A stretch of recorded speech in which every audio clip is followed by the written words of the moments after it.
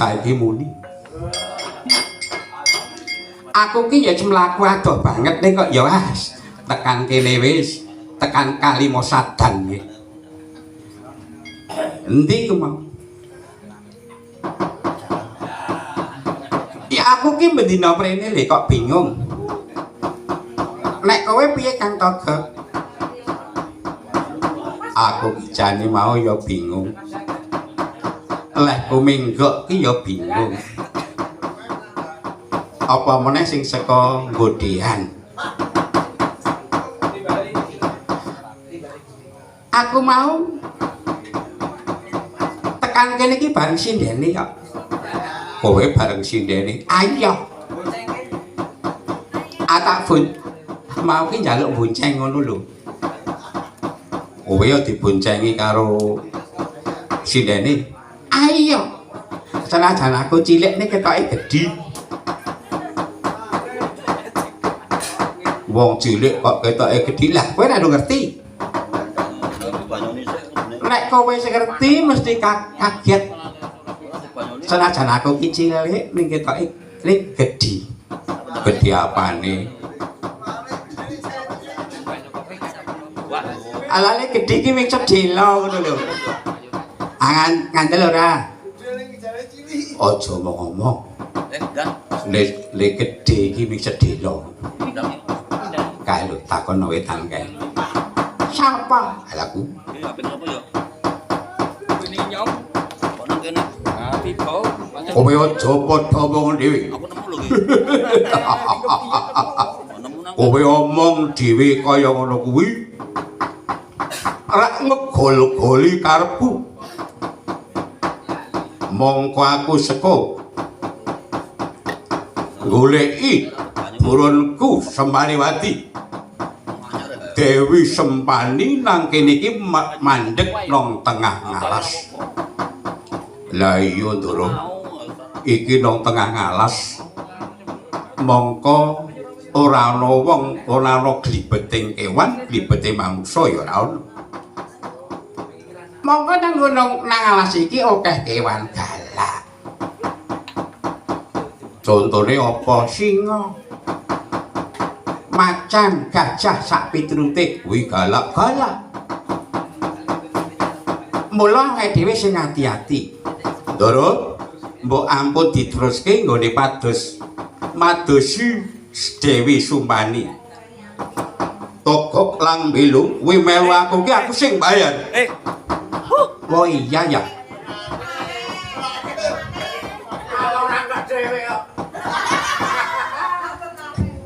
Aja mau apa ya? Aku ki ya malah urun ngono lho. Lah iya wong awake dhewe ki ya urun kok ya. Ngandel ora kowe? Dipaitu karo sindene. Oh sindene kan perjuangan ya. Oh iya ya. Ane ya kepiye meneh. Ya sini kok saiki aja wedi kangelan. Kowe iki dadi pamomongku wiwit biyen nganti saiki. Wiwit cilik itik-itik saiki nganti otok-otok. Tak jak ngidul-ngidul, tak jak ngetan-ngetan. Tak jak marani sinden kowe iki ya gelem. Ah kula niku nek anjing jenengan marani sinden iki kula nggih tratapan nggih. Dek-dek iki mengko nang jaba ana wong glibete piyayi nggodhian iki ra ya aku. Ah, ciledeng kowe. Wis. Aku ki ya iya. Anggerana mase iki aku jan wis dredeg tenan. Aku ki dinceng ngono lho. Kowe ngopo kok dinceng?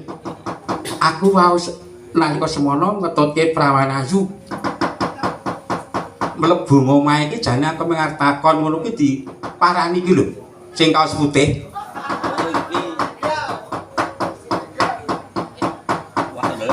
Ning ya ora apa-apa iki kanca yang anggere dadi sponsor iki. Kok mbok arep kowe omong apa wae aku ora bakal manut. Aku nek ora diladeni dibekak endang semuanya aku terima mati kok. Oh, ngono iki lho.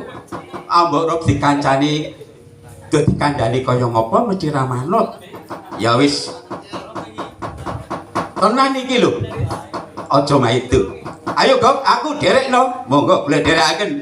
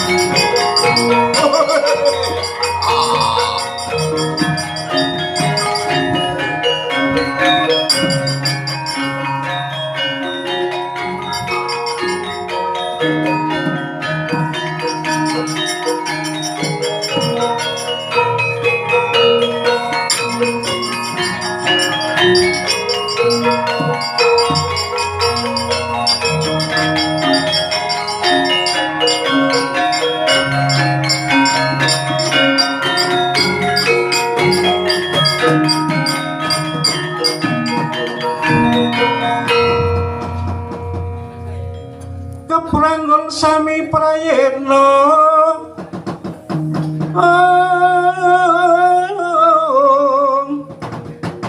mancer ngandik netranya Sura sukalmu sira kinarios ora laban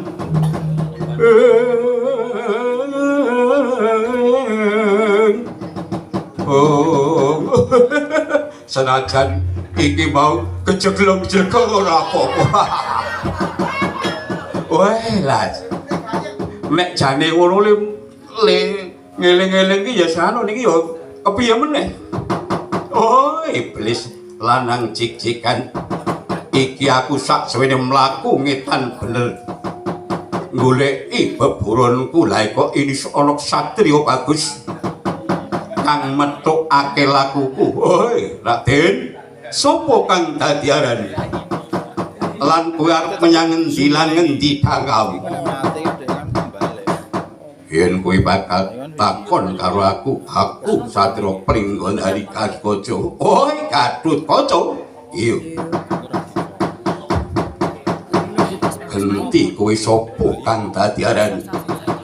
Oi, lah aku Prabu Kala Rembana saka Giri Kadasar.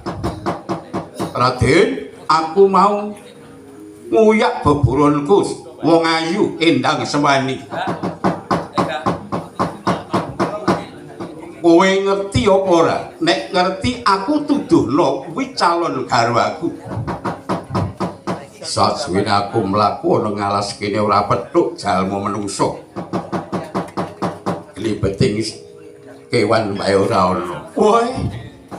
Mesti bakal tok alap dhewe ora. Aku ora ngalap wanita kuwi senajan kuwi ijih prawan ing aku ora kepengin. Wih, latalah.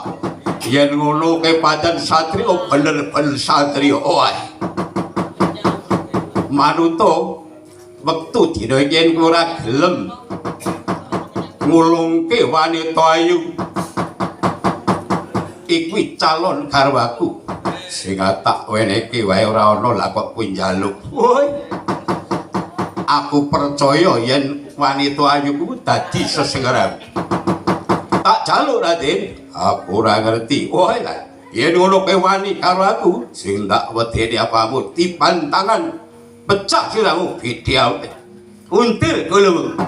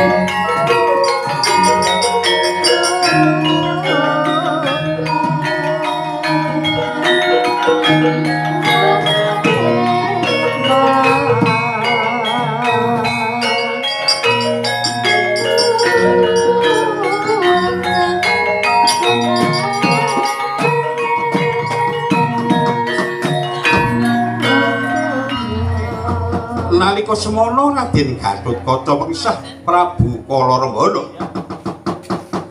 padha dene Dikdayani lho.